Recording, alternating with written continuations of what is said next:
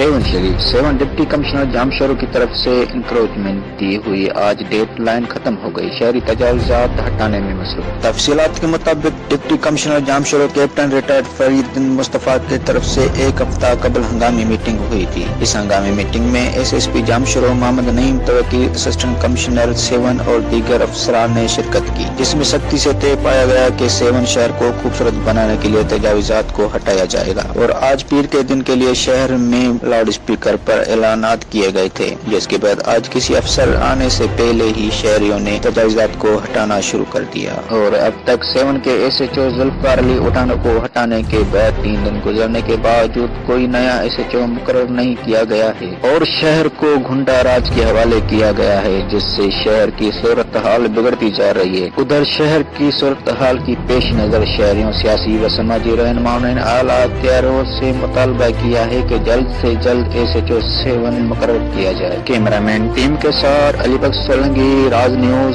7 शरीफ।